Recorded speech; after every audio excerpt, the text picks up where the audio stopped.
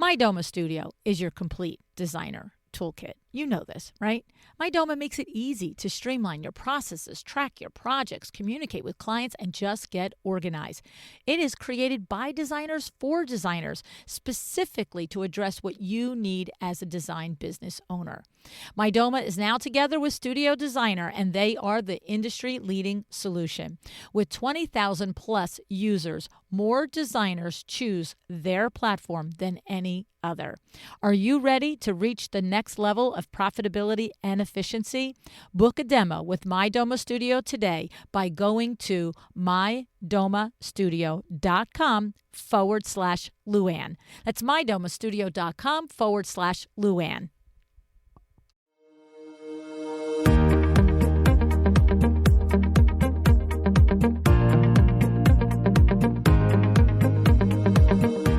Welcome to A Well-Designed Business. My name is LuAnn Nigara, and I'm so glad you found this podcast. Together with my husband Vince and our partner Bill, we have grown our company WindowWorks from the ground up.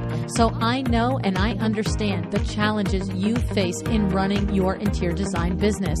I also know that your talent alone isn't enough to ensure your success.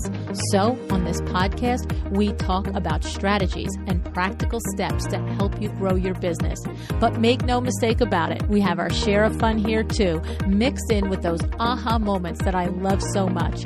This isn't fluff. Nobody has time for that. Whether you are a new interior designer or a seasoned designer, I am here to help you create and to manage the kind of interior design firm that you dream of. It's straight talk and it's action. Are you ready? Let's get started. Hi, welcome to A Well-Designed Business. Today, we're going to talk about what it takes to collaborate and to be the CEO of your business, particularly when you're working with architects, builders, and trades on your projects. Because if you've ever thought to yourself, holy cannoli, why is this so hard? You're not imagining that it's hard. It is hard, right? You create beautiful, complex spaces, and the client is invested, but somehow you find the builder is marching to his own schedule. The architect is sending last-minute changes or is doing last-minute changes but not telling you, right? And the trades are somehow doing what they've always done without checking the plans, okay? So what happens when this happens? You're left plugging the holes, juggling the updates, and wondering, how is it that I feel like I'm the only one holding this together, right? That's a tough place to be in. And here are a couple of things I hear all the time. Everyone just needs to communicate better, right? Or the builder doesn't respect me, or the architect is tough to work with, or the trades never follow through, right? So here's the thing. I've heard every one of those. I've said most of those, back in the day when I was on projects all the time. But let's get honest about why it keeps happening. Because after more than 4 decades in this industry, here's the thing I know. You cannot wait for other people to fix the chaos. You have to go in and lead through it. Now, this doesn't mean you hustle harder. It means you stop relying on being nice, being flexible, and being responsive. And you start putting structure in place, right? A few months ago, a designer I was coaching was in the middle of a luxury project, and she was exhausted. The kind of tired that comes from managing grown adults when everybody thinks they're in charge. And she said to me, Lou, I don't get it. I feel like I do everything right. I have a great relationship with the client. I keep everyone in the loop, and somehow I'm still the one getting blamed when things fall apart. And I'm just going to clarify. Sometimes you're not actually getting blamed, but you can feel like you are, right? You hear that story in your head. Just a little side note there. Check yourself on that, right? But I asked her a simple question. How are you running the project? What systems do you have in place for interaction between all the people? And what structure are all the people working from? And she hesitated and she said, well, me, my team, we check in often. We stay available. And we try to be really easy to work with. And I looked at her nicely but firmly and said, that's not a system, my love. That's customer service. You're working in the project, but who's leading the project? So here's what I want you to hear. Collaboration is not a personality trait. It's an operating system. And without that system, It doesn't matter how talented you are or how lovely you are to work with, you will always be chasing, reacting, fixing, apologizing, and carrying weight that never belonged to you in the first place. So, what does leadership in this situation look like? Well, there's three things that I believe will help you get jobs to go smoother with less stress, dramatically help you. Okay, let's walk through them. Number one, take a guess in the back row. Systems, right? Come on, guys. Build the structure for success.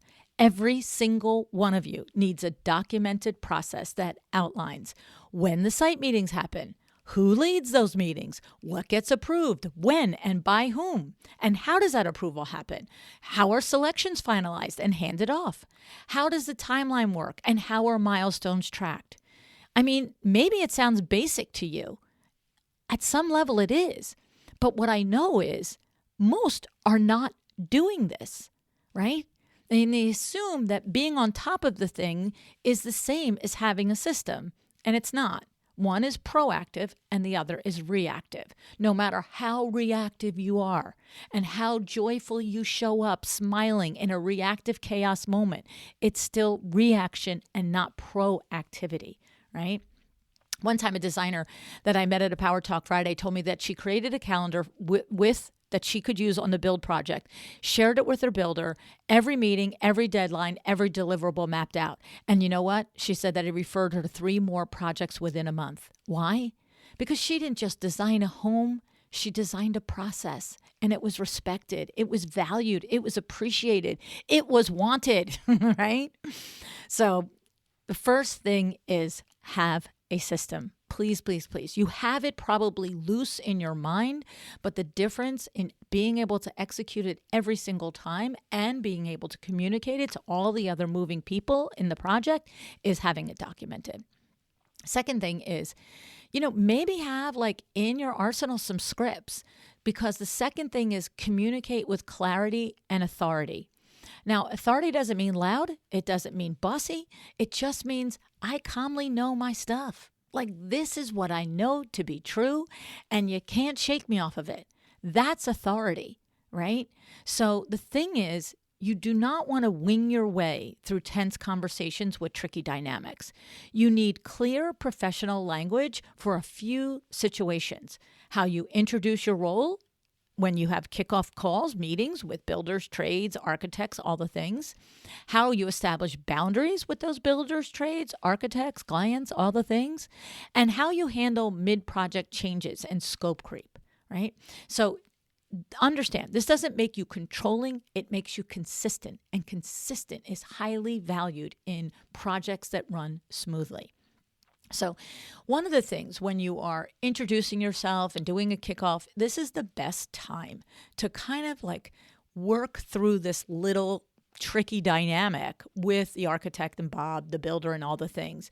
And here's a sentence. You can use a couple of them. Zhuzh them, change them, put them in your own words. But think about this type of thing.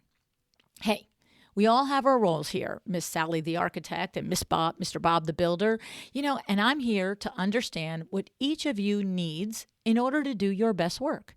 And I want you to understand that my role is to protect the client's design vision and keep us all aligned. My goal is simple. It is to make things easier for everyone, for both of you and your teams, for our client, as well as for myself and my team. And in my experience, that's my money line. And in my experience, this happens when we all follow a clear process. One statement, up front, early on, before the project begins, not after the problem started.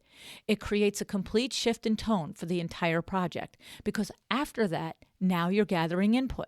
How do you like your drawings? How do you like your this? Do you communicate by email? Do you blah, right? Who's going to be in charge of this? Bob the builder or Sally the architect or me, right?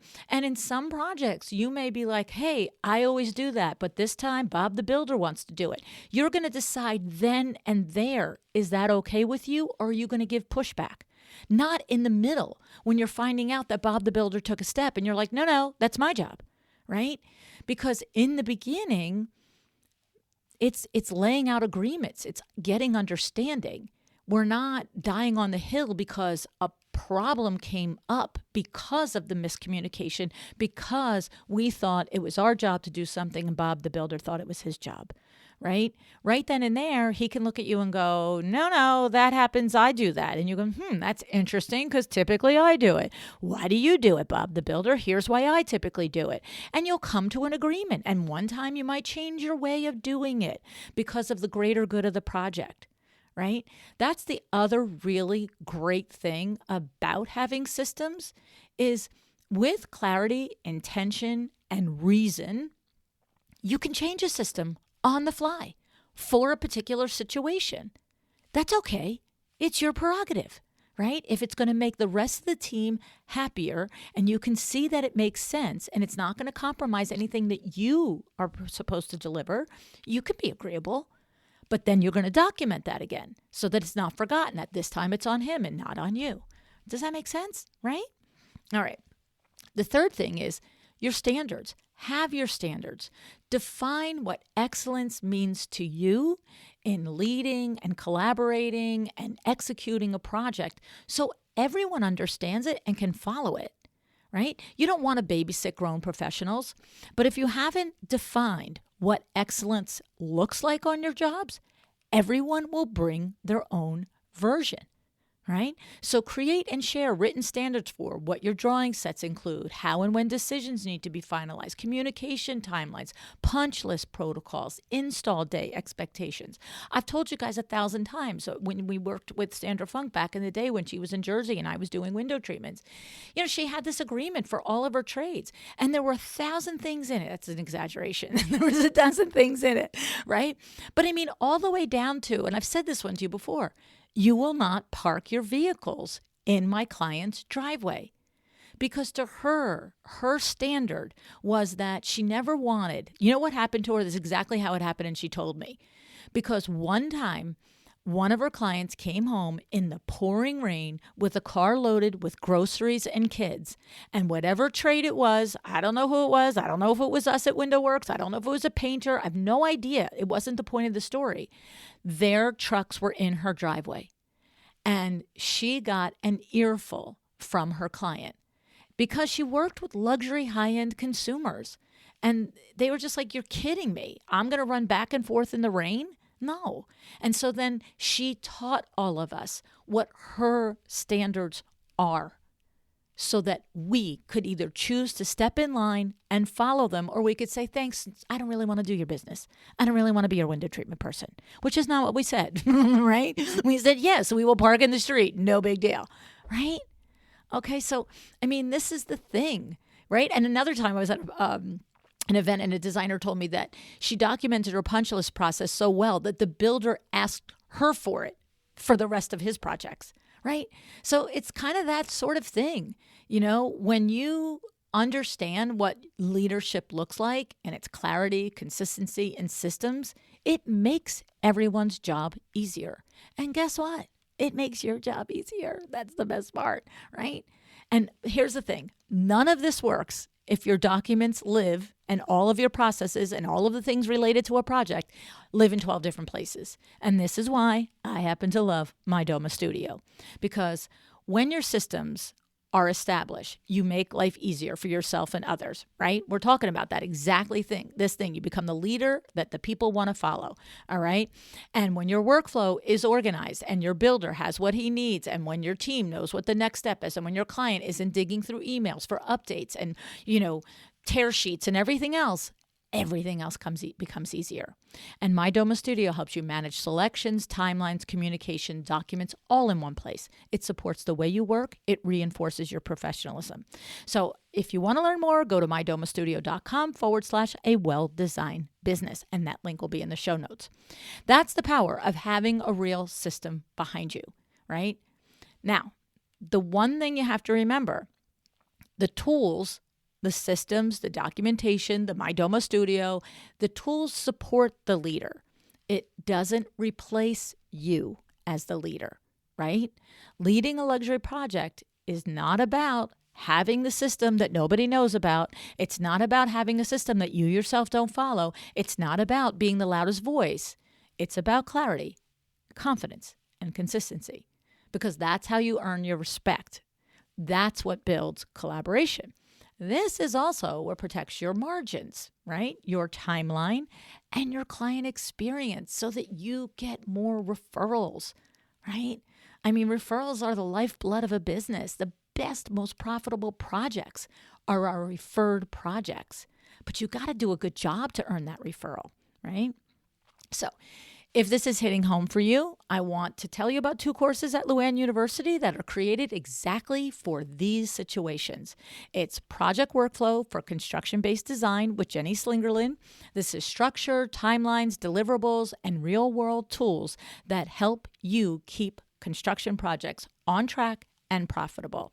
And then we have Project Leadership in Construction with Kathleen Anderson, how to lead meetings, navigate tough decisions, and manage strong personalities with authority and grace. Kathleen wrote the book on it. Okay. You can learn more about these at LuAnnUniversity.com.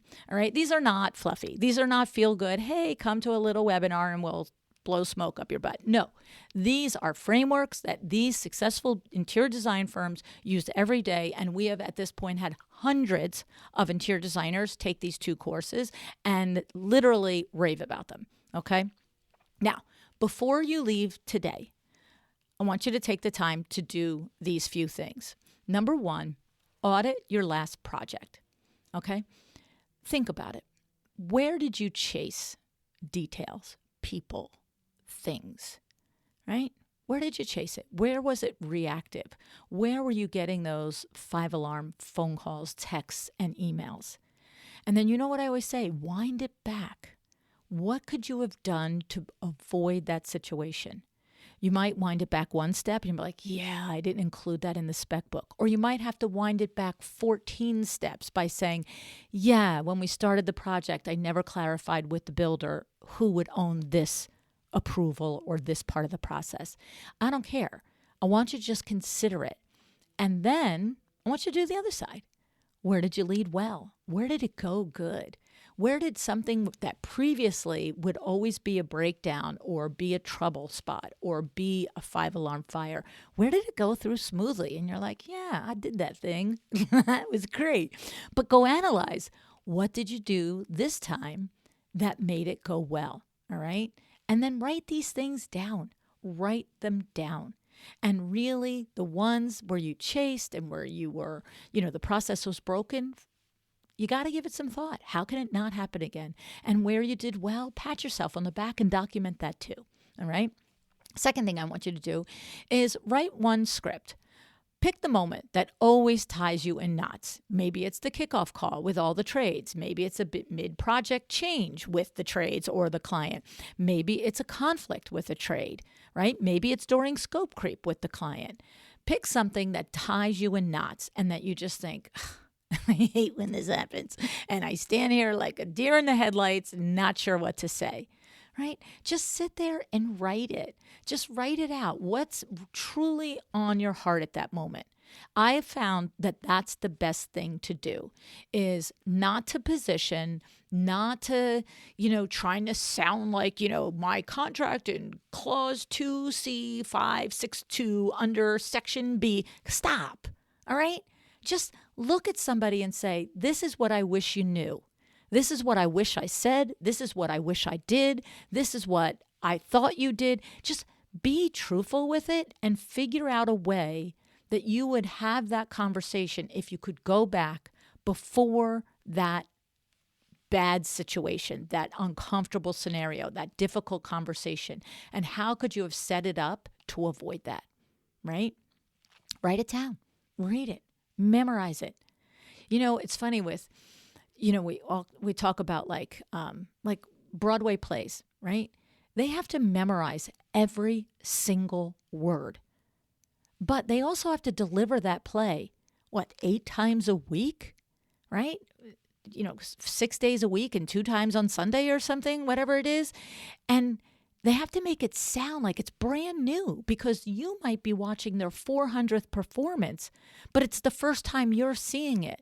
So committing something to memory, something that you have memorized, that's okay as long as you know it so well that you deliver it new each time with feeling, with depth, with truth behind it. That's why I ask you to start with your truth about a situation, because that's how you get to the real thing that you will be able to say with clarity, with consistency, and with confidence.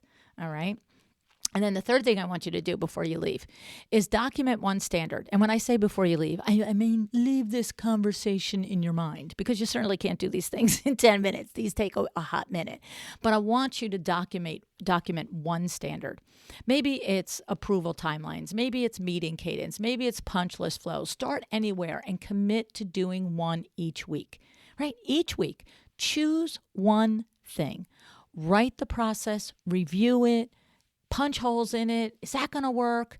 And here's the other thing too. I have found with all of the designers and window treatment professionals that I've coached, the thing that is the most difficult, it seems like the first pushback on creating a process. Basically, here's how it goes. In our conversation, totally about it. Yeah, I want to do that. That's going to be great. Blah, blah, blah, blah.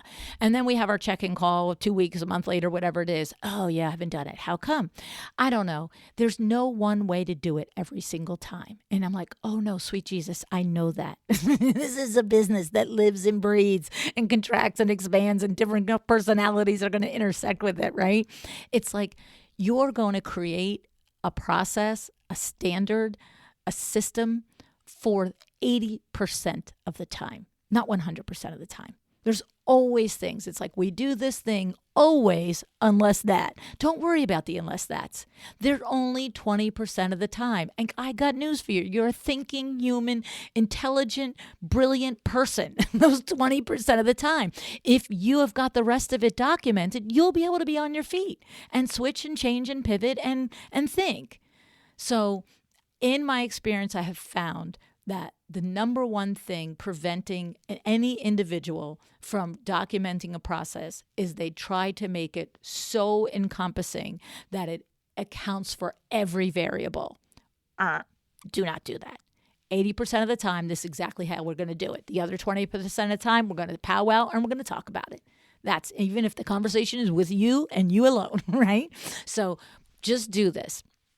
Don't wait for your project to be magically better. Design your projects to be better, right? Alrighty. Thank you tons for showing up today. I appreciate you that you did. And you know what? I want to tell you, I know how much heart you bring to this work.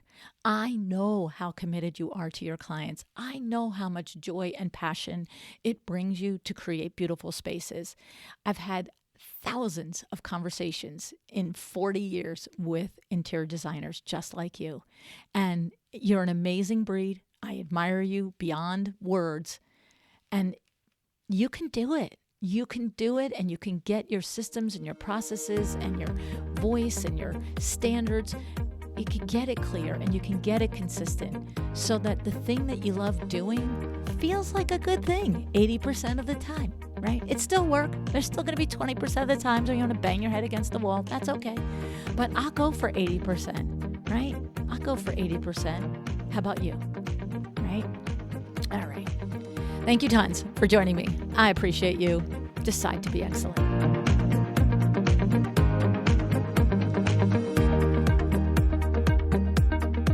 Thank you for joining me today. This podcast is a production of LuAnn Nigara, Inc. If you want to know more about me, my books, or LuAnn University, go to LuAnnNigara.com.